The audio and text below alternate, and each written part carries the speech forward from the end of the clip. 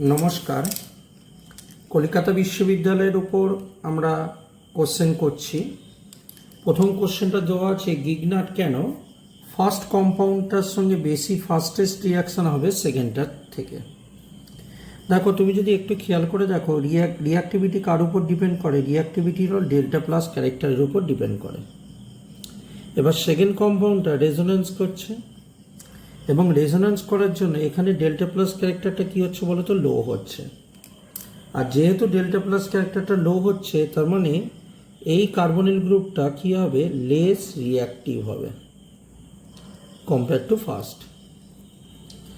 তারপরটা কোশ্চেনটা বলেছে, এই যে কম্পাউন্ডটা এখানে AL2 মেকানিজমটা করে কেন?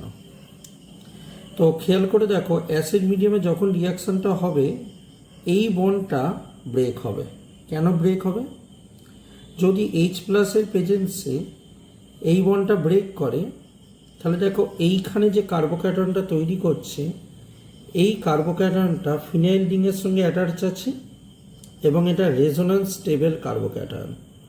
এবং রেজোন্যান্স স্টেবল কার্বোক্যাটায়নটা হওয়ার জন্য এই কম্পাউন্ডটা এই AL বন্ড বা অ্যারাইল বন্ডটা ব্রেক করবে, তাই AL2 মেকানিজম ফলো করবে।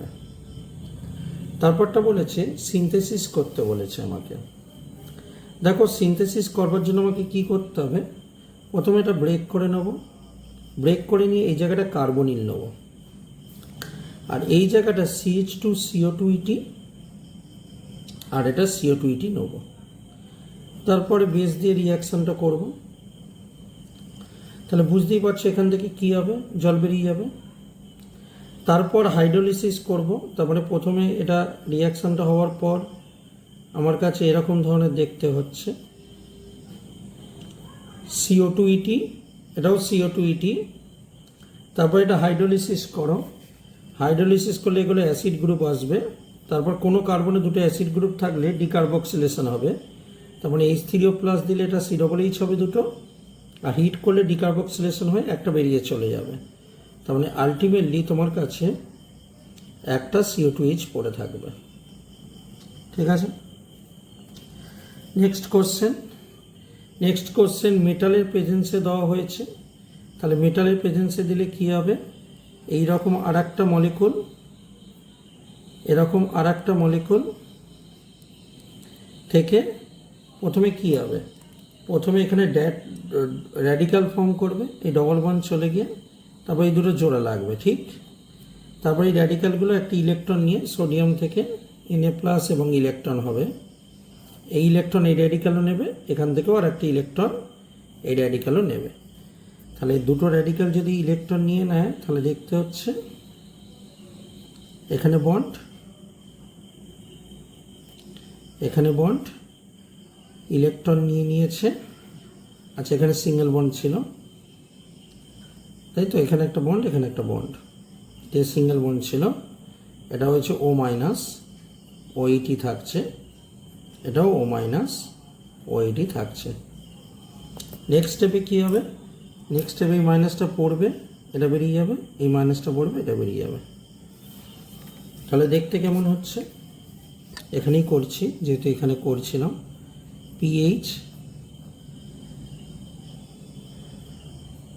PH ডবল বন্ড টো। এগেন এটা একই ধরনের হবে, ডবল বন্ডটা চলে গিয়ে র্যাডিক্যাল তৈরি করবে। এখানে র্যাডিক্যাল, এখানে র্যাডিক্যাল, এখানে র্যাডিক্যাল, এখানে র্যাডিক্যাল, এবং দুটো র্যাডিক্যাল জোড়া লাগলো। তাহলে PH, এখানে জোড়া লেগেছে PH, আর এখানে O ডট হয়েছে, পরবর্তীকালে O- হবে, এখানেও O- থাকবে। তারপরে এই জায়গাটা টটোমারিজম হবে। ঠিক। তাই টটোমারিজম হলে আলটিমেটলি দেখতে হচ্ছে এরকম, PH,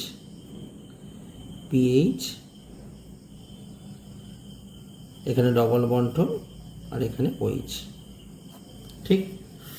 তারপর একটা ক্লেজেন রিয়াকশান হবে। তো ক্লেজেন মেকানিজমটা করতে হবে আমাদেরকে, যেটা দেওয়া আছে দেখো NaOH দিয়ে। তো আমরা রিয়াক্ট্যান্টটাকে নিয়ে নিচ্ছি, নিয়ে আমরা ক্লেজেন মেকানিজমটা করব। ওকে। তোমাদের রিয়াক্ট্যান্টটা কী ছিল? রিয়াক্ট্যান্টটা ছিল, কোশ্চেনটা একবার দেখে নেবে,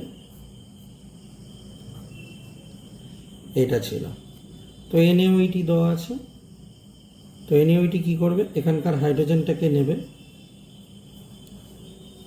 এটা মাইনাস হলো, ঠিক। তারপরে স্টেপে পিএইচ, এই মাইনাস ডবল বন্ড OH, আর এক মোল লাগবে,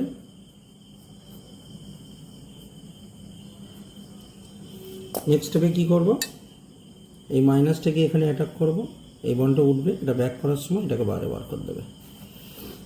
তাহলে যেটা দেখতে হচ্ছে পিএইচ OH, এটা গিয়ে মেরেছে এখানে ডবল বন্ড,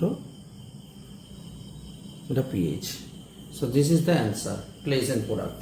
ঠিক আছে, নেক্সট কোশ্চেনে আসছে। নেক্সট কোশ্চেনে বলেছে এটা কি লাগবে, তাহলে বুঝতেই পারছো এটা কি লাগবে, রেড ফসফরাস Cl2। ওকে, আচ্ছা নেক্সট কোশ্চেনে দেখো কি বলেছে, এটা কনভার্সন করতে বলেছে। এই দুটো জায়গায় মিথাইল গ্রুপ এসছে, ঠিক আছে। তাহলে কিভাবে কনভার্সনটা করব, তাহলে দেখো আমার কাছে কি ছিল, আমার কাছে ছিল এরকম। তো প্রথমে আমরা কি কাজ করব, দেখো প্রথমে এরকম ধরনের রিয়াকশান দিলে এই পজিশনে অ্যাটাক করতে হবে, তার মানে Me2CuLi নেব। তাহলে Me মাইনাস এই কার্বনিকে অ্যাটাক করলো, এই বন্ডটা এখানে এলো, এই বন্ডটা উপরে উঠে গেল, ঠিক। তাহলে দেখতে কেমন হচ্ছে, দেখতে হচ্ছে এই ওপরটা হচ্ছে মাইনাস, এই বন্ডটা এখানে এসছে, আর এখানে Me। তারপরটা MEI নেবো, এটা এখানে পড়বে, এটা গিয়ে অর্থ পজিশনে গিয়ে মারবে, আয়োডিনটা বাইরে বার করে দেবে। তাহলে এখানে Me, এখানে Me এবং এখানে ডবল বন্ড। ক্লিয়ার? নেক্সট কোশ্চেনে আসছি। নেক্সট কোশ্চেনটা বলেছে, দেখো বলেছে আচ্ছা এইটা আর একটা কনভার্সন দিয়েছে। এই কনভার্সনটা কিন্তু দেখো একটা মিথাইল গ্রুপ আছে, এটা কিন্তু একটু খেয়াল রাখতে হবে। এই পজিশনে একটা মিথাইল গ্রুপ আছে, তাহলে এটা কি করে করব না, এইটা করবার জন্য আমাদের যে কাজটি করতে হবে, সবার প্রথমে এটাকে আমাকে স্টারকিনামিনে যেতে হবে। স্টারকিনামিন রিয়াকশন নিশ্চয়ই মনে আছে, ঠিক আছে। তারপর MEI নাও, এই যে লোন পেয়ারটা এখানে পড়বে, এই বনটা গিয়ে MEকে মারবে, আইটাকে বারে বার করে দেবে। তাহলে এখানে Me, নাইট্রোজেন আমাদের প্লাস এটা। নেক্সট আমি কী করবো, এটাকে হাইড্রোলিসিস করবো, হাইড্রোলিসিস করলে এটা চলে যাবে, এই জায়গাটা ডবল বন্ড হবে, আর এখানে মিথাইল গ্রুপ চলে আসবে। ক্লিয়ার? কোশ্চেন নাম্বার 7-এ আসছে। দেখো কোশ্চেন নাম্বার 7টা কি বলেছে, বলেছে when the middle carbon of trihydroxy glutarate acid becomes a pseudo asymmetric carbon. তো দেখো এই মিডিল কার্বন বলেছে, তার মানে এই স্ট্রাকচারটা এঁকে নিচ্ছি। দেখো আমি যে ফর্মে আঁকছি সেই ফর্মেই এই কম্পাউন্ডটা তোমার কাছে, এই মাঝখানে কার্বনটা সিউডো অ্যাসিমেট্রিক। কেন? তার কারণ যে নিচের কার্বনটা দেখো R নোমেনক্লেচার হচ্ছে, এবং ওপরের কার্বনটা দেখো S নোমেনক্লেচার, কাইরাল কার্বনটা। তাহলে যদি আমরা মাঝখানে কার্বনটার দিকে শুধুমাত্র ফোকাস করি, তাহলে দেখতে পাবো একদিকে H, একদিকে OH, একদিকে S আর একদিকে R। তো আমি মাঝখানে কার্বনটা RS নোমেনক্লেচার পসিবল, ঠিক কি না? তো এই কারণে এটাকে আমরা সিউডো অ্যাসিমেট্রিক কার্বন সেন্টার বলবো। ক্লিয়ার? তারপরে কোশ্চেনটা আসছে, বলেছে which conformer source zwitterion and which ion is more stable. কোন কনফর্মারটা জুইটারায়ন দেখাবে, এইটা না এইটা? ঠিক আছে, দেখো এখানে দেখো COOH গ্রুপগুলো কাছাকাছি রয়েছে, COOH এবং NH2 গ্রুপ। এখন কাছাকাছি থাকলে কি হয়, কাছাকাছি থাকলে অ্যাসিড কি করবে, H+ ডোনেট করে দেবে, মাইনাস হবে, আর বেস নাইট্রোজেন বেস কি করবে, হাইড্রোজেনটা অ্যাকসেপ্ট করে প্লাস হবে। তো এই যে ফর্মটা এলো, এই ফর্মটা হলো জুইটারায়ন ফর্ম।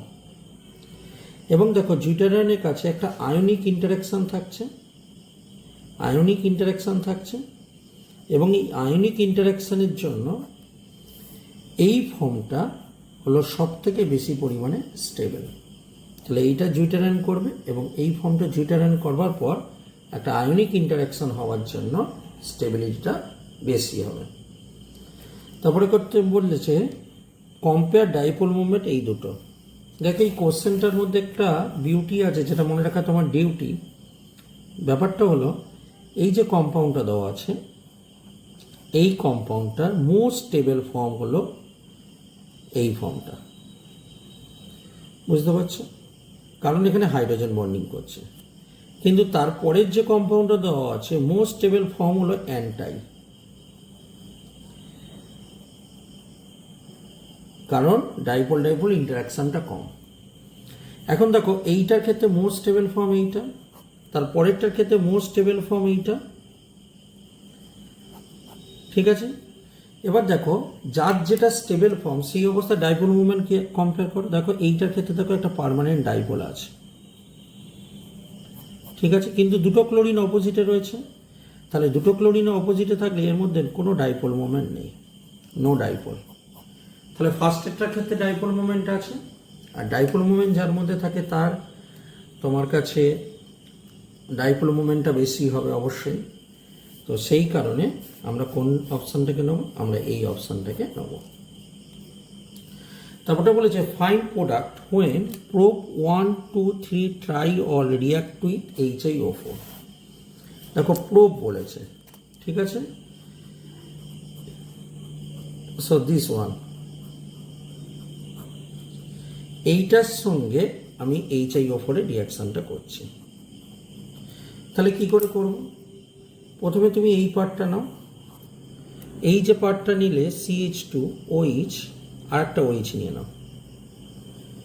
তাহলে মাঝের পার্টটা নাও, মাঝের পার্টটা দেখো CH OH আরও দুটো OH নাও, কারণ ওপরে আর নিচে দু জায়গায় বন্ড কাটছে, ঠিক আছে? তাহলে আরও দুটো OH নাও। আর নিচেরটার ক্ষেত্রে কী হবে? CH2OH, দেখো শুধু ওপরের বন্ডটা কাটা হয়েছে, তাই শুধু ওপরে OH নেব, ঠিক?